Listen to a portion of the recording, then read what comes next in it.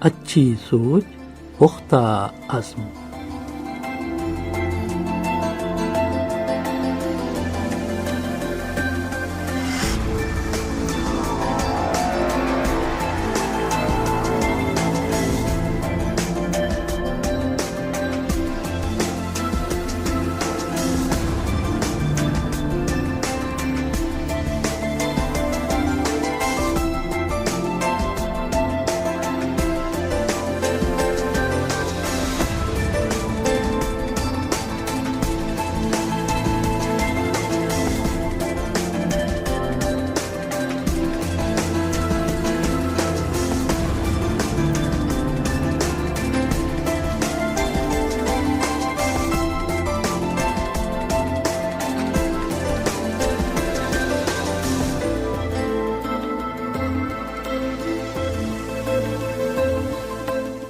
سامعین اکرام، پروگرام کی تازہ قسط پیش خدمت ہے۔ سامعین، فرض کیجئے کہ اگر آپ کو خبر ملے کہ آپ کے کسی جاننے والے نے ناروا فعل کا ارتکاب کیا ہے، اگر آپ چاہتے ہیں کہ اس آدمی کے نزدیک آپ کی قدر میں کوئی کمی نہ آئے تو خبر پر تبصرہ کرنے سے پہلے اس کی تحقیق کر لیں۔ یہی منہج نبوی ہے۔ نبی صلی اللہ علیہ وسلم کی خدمت میں ایک آدمی آیا، لباس بوسیدہ، بال پراگندہ تھے۔ آپ نے چاہا کہ اس کی توجہ ظاہری تراش و خراش کی طرف مبذول کرائی جائے، لیکن خدشہ ہوا کہ مبادا یہ آدمی واقعی نادار ہو۔ دریافت کیا، کیا تمہارے پاس مال ہے؟ اس نے جواب دیا، جی ہاں۔ آپ صلی اللہ علیہ وسلم نے پوچھا، کون سا مال؟ کہنے لگا، میرے پاس بھیڑ بکریاں، گھوڑے، اونٹ اور غلام ہیں۔ اس پر آپ صلی اللہ علیہ وسلم نے فرمایا، جب اللہ نے تمہیں مال و دولت سے نوازا ہے تو اس کا اثر تم پر نظر آنا چاہیے۔ وہ آدمی بولا، بالکل درست۔ آپ صلی اللہ علیہ وسلم نے فرمایا، اللہ نے تمہیں جو کچھ عطا کیا ہے وہ تمہارے لیے حلال ہے۔ عام الوفود میں عرب کے بہت سے لوگ مسلمان ہو کر آئے اور نبی صلی اللہ علیہ وسلم کے ہاتھ پر بیعت کی۔ بعض دوسرے مسلمان تو نہ ہوئے لیکن مدینہ آ کر صلح کا معاہدہ کر لیا۔ ایک دن رسول اللہ صلی اللہ علیہ وسلم اصحاب کرام کے درمیان تشریف فرما تھے کہ اہل صدف کا وفد آ پہنچا۔ وفد 10 سے اوپر لوگوں پر مشتمل تھا۔ وہ آئے اور سلام کیے بغیر رسول اللہ صلی اللہ علیہ وسلم کی مجلس میں بیٹھ گئے۔ رسول اللہ صلی اللہ علیہ وسلم نے دریافت کیا، کیا آپ مسلمان ہیں؟ وہ بولے، جی ہاں۔ پھر سلام کیوں نہیں کیا؟ اس پر وہ فوراً کھڑے ہوئے اور کہا، اے اللہ کے نبی، السلام علیکم ورحمۃ اللہ وبرکاتہ۔ رسول اللہ صلی اللہ علیہ وسلم نے جواب دیا، وعلیکم السلام، تشریف رکھیں۔ وہ بیٹھ گئے اور آپ سے اوقات نماز کے متعلق پوچھنے لگے۔ امیر المؤمنین عمر بن خطاب رضی اللہ عنہ کے عہد میں اسلامی قلمرو کے حدود نے وسعت اختیار کی تو انہوں نے سعد بن ابی وقاص رضی اللہ عنہ کو کوفے کا گورنر مقرر کیا۔ اہل کوفہ ان دنوں حکمرانوں کے خلاف ہنگامہ آرائی میں خاصے مشہور تھے۔ چند شرپسندوں نے امیر المؤمنین عمر رضی اللہ عنہ کو خط لکھا جس میں سعد بن ابی وقاص رضی اللہ عنہ پر سخت نکتہ چینی کی گئی اور یہاں تک کہہ دیا گیا کہ وہ درست طریقے سے نماز تک نہیں پڑھا سکتے۔ عمر رضی اللہ عنہ نے خط پڑھ کر فیصلہ کرنے میں جلدی نہیں کی۔ انہوں نے خط محمد بن مسلمہ رضی اللہ عنہ کے حوالے کیا اور انہیں سعد رضی اللہ عنہ کی طرف کوفہ روانہ کر دیا۔ عمر رضی اللہ عنہ نے انہیں حکم دیا کہ سعد کو لے کر کوفہ کے گلی محلوں میں جائیں اور ان کے متعلق پوچھ تاچھ کریں۔ محمد بن مسلمہ کوفے پہنچے اور سعد کو لے کر کوفے کی مساجد میں نمازیں پڑھتے اور لوگوں سے سعد کے متعلق پوچھ گچھ کرتے رہے۔ انہوں نے کوفہ کی کوئی مسجد نہیں چھوڑی۔ لوگ ہر جگہ سعد کے بارے میں اچھے ریمارکس دیتے۔ اتنے میں ابن مسلمہ اور سعد رضی اللہ عنہما بنو عبس میں داخل ہوئے۔ نماز کے بعد محمد بن مسلمہ نے کھڑے ہو کر لوگوں سے ان کے امیر سعد کی بابت دریافت کیا۔ لوگوں نے سعد کی تعریف کی اور انہیں ذمہ دار حکمراں قرار دیا۔ محمد بن مسلمہ رضی اللہ عنہ نے کہا کہ میں آپ لوگوں کو اللہ کی قسم دے کر پوچھتا ہوں کہ آپ کو ان میں کوئی عیب نظر آتا ہے؟ لوگوں نے کہا ہمارے نزدیک ان میں خیر کی سوا کچھ بھی نہیں۔ ابن مسلمہ رضی اللہ عنہ نے اپنا سوال دہرایا تو مسجد کے آخر سے اسامہ بن قتادہ نامی ایک شخص اٹھا اور بولا، جب اللہ کی قسم دے رہے ہیں تو سن لیجئے، سعد مساوات سے نہیں چلتے اور نہ فیصلے میں عدل و انصاف سے کام لیتے ہیں۔ سعد رضی اللہ عنہ حیران ہو کر بولے، کیا میں ایسا ہوں؟ وہ آدمی بولا، ہاں۔ اس پر سعد رضی اللہ عنہ نے کہا، واللہ میں 3 دعائیں کرتا ہوں، اے اللہ اگر تیرا یہ بندہ، یعنی اس آدمی کی طرف اشارہ کرتے ہوئے کہا کہ جھوٹا ہے یا ریاکاری اور شہرت کے لیے کھڑا ہوا ہے تو اسے لمبی عمر دے اور اس کی ناداری بڑھا دے اور اسے فتنوں میں ڈال دے۔ یہ کہہ کر سعد رضی اللہ عنہ مسجد سے نکلے اور مدینے روانہ ہو گئے۔ چند سال بعد ان کا انتقال ہو گیا۔ اس آدمی کو سعد رضی اللہ عنہ کی بد دعا لگ گئی۔ وہ بہت عمر رسیدہ ہوا، ہڈیاں کمزور ہو گئیں، کمر جھک گئی، یہاں تک کہ زندگی سے اکتا گیا۔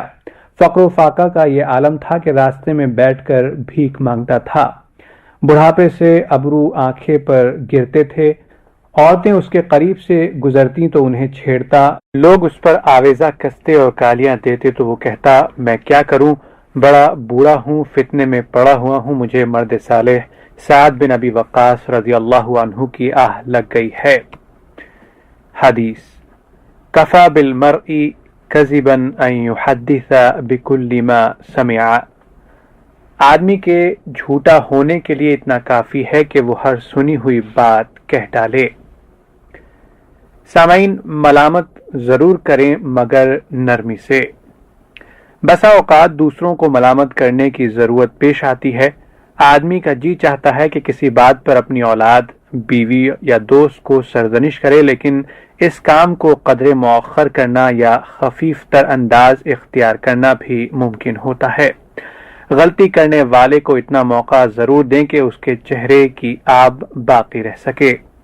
فتح مکہ کے بعد مسلمانوں کو قوت حاصل ہوئی تو رسول اللہ صلی اللہ علیہ وسلم اسلامی لشکر کے ہمراہ حنین پر حملہ آور ہوئے۔ حنین کے مشرکین بڑی عمدگی سے صف آرا ہوئے تھے، پہلی صف شہ سواروں کی، دوسری پیدل سپاہیوں کی اور تیسری صف عورتوں کی۔ اس کے بعد بکریاں اور اونٹ قطار در قطار کھڑے کیے گئے تھے۔ مسلمانوں کی تعداد بھی خاصی تھی اور 12,000 تک پہنچتی تھی۔ مشرکین کے چند دستے مسلمانوں کے پہنچنے سے پہلے ہی وادی میں ادھر ادھر چٹانوں کی اوٹ میں چھپ گئے تھے۔ جو ہی جنگ کا آغاز ہوا اور مسلمانوں کے جھتے وادی میں داخل ہوئے، مشرکین ان پر ہر طرف سے پل پڑے۔ اسلامی لشکر پر تیروں اور پتھروں کی بارش کر دی گئی۔ لوگوں میں سخت اضطراب پھیلا اور مسلمان گھڑ سوار تتر بتر ہونے لگے۔ سب سے پہلے اعرابی بھاگے، میدان جنگ میں کافروں کا پلہ بھاری ہو گیا۔ رسول اللہ صلی اللہ علیہ وسلم نے چاروں جانب نظر دوڑائی، لشکر کا شیرازہ بکھر چکا تھا، خون کا سیلاب بہہ رہا تھا، گھڑ سوار بدحواسی میں ایک دوسرے سے گتھم گتھا تھے۔ آپ نے عباس رضی اللہ عنہ کو حکم دیا کہ مہاجرین و انصار کو آواز دیں۔ انہوں نے بلند آواز سے پکارا، اے مہاجرین، اے انصار کے لوگوں۔ عباس کی آواز سے جادوئی اثر کیا، لوگ الٹے پاؤں واپس ہوئے اور 80 یا 100 افراد رسول اللہ صلی اللہ علیہ وسلم کے ارد گرد جمع ہو گئے۔ دوسرے مرحلے میں اللہ نے مسلمانوں کو فتح عطا کی اور لڑائی اختتام کو پہنچی۔ نبی صلی اللہ علیہ وسلم کے روبرو غنائم کا ڈھیر لگایا گیا تو جو لوگ میدان جنگ سے فرار کر گئے تھے وہی سب سے پہلے غنیمت کا حصہ لینے آدم کھے۔ اعرابی رسول اللہ صلی اللہ علیہ وسلم سے چمٹ گئے اور کہنے لگے، ہمارا مال غنیمت ہم میں تقسیم کریں، ہمارا مال غنیمت ہم میں تقسیم کریں۔ تعجب ہے کہ ان کی ڈھٹائی اور ہٹ دھرمی پر وہ رسول اللہ صلی اللہ علیہ وسلم سے غنیمت کا حصہ مانگ رہے تھے، جب میدان جنگ سے فرار اختیار کرنے کے بعد انہیں پکارا گیا تو وہ واپس نہیں آئے تھے۔ دنیا اور اس کے مال و متاع کی آپ صلی اللہ علیہ وسلم کے نزدیک کوئی اہمیت نہ تھی۔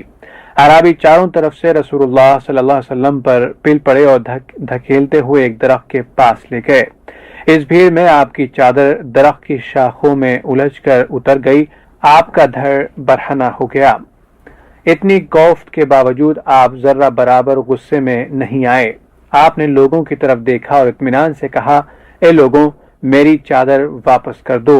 اس ذات کی قسم جس کے ہاتھ میں میری جان ہے، اگر میرے پاس تہامہ کے درختوں کی تعداد میں اونٹ ہوتے تو وہ بھی میں تم میں تقسیم کر دیتا، اور تم مجھے بخیل، بزدل اور جھوٹا نہیں پاؤ گے۔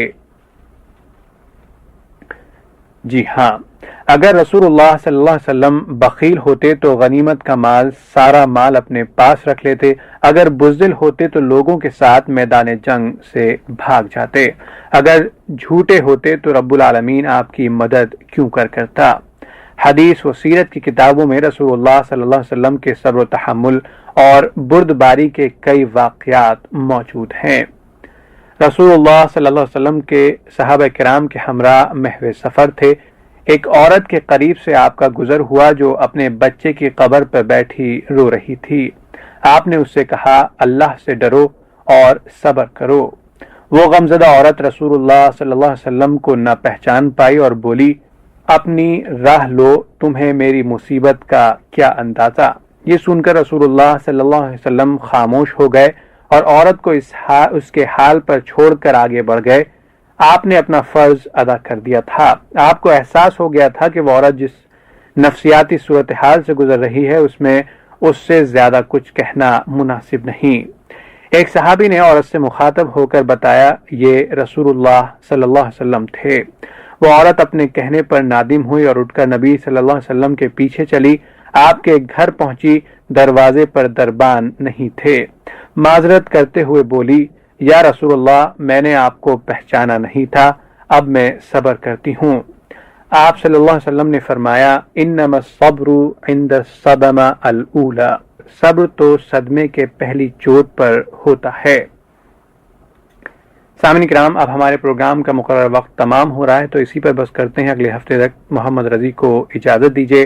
اللہ حافظ، والسلام علیکم ورحمۃ اللہ وبرکاتہ۔